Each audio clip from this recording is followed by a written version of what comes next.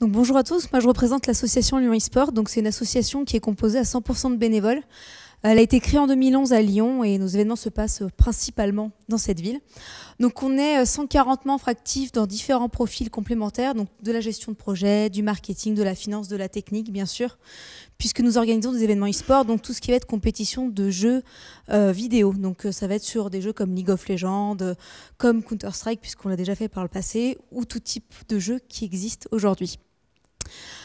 Nos cibles qu'on vise, ce sont les fans, bien sûr, et les joueurs de jeux vidéo, mais pas que, puisqu'on a de plus en plus de monde qui vient du grand public, puisque c'est de plus en plus démocratisé aujourd'hui, le jeu vidéo et l'e-sport, la presse, les partenaires et sponsors potentiels et les institutions. Lyon eSport a réalisé pas mal de choses en ces 6 dernières années, puisqu'on a 40 événements pour des bénévoles, ça fait beaucoup pour une association. Donc on en est à la 10e édition de la Lyon eSport, donc depuis 2011.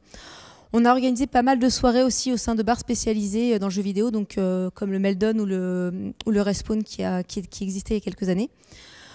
On est aussi présent dans des salons comme le Toulouse Game Show ou encore à la DreamHack, qui est une compétition internationale qui est basée aussi en France, à Tours. Et on organise aussi des shows comme des viewing parties, une qui s'est faite en 2014 dans un cinéma lyonnais ou en 2015 dans un Zénith à Toulouse. Notre vocation, c'est pas faire des prestations, on est plus là pour organiser nos propres événements de A à Z, mais ça nous arrive et ça nous est arrivé d'être présents bénévolement sur des shows ou via le Toulouse Game Show sur des événements.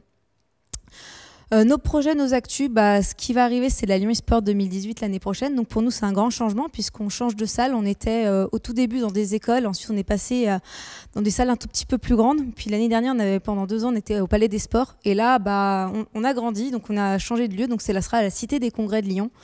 Donc grand changement puisqu'on va avoir une scène dédiée en plus de notre zone tournoi et une zone exposante. Donc c'est notre grand projet, notre grande actu du moment.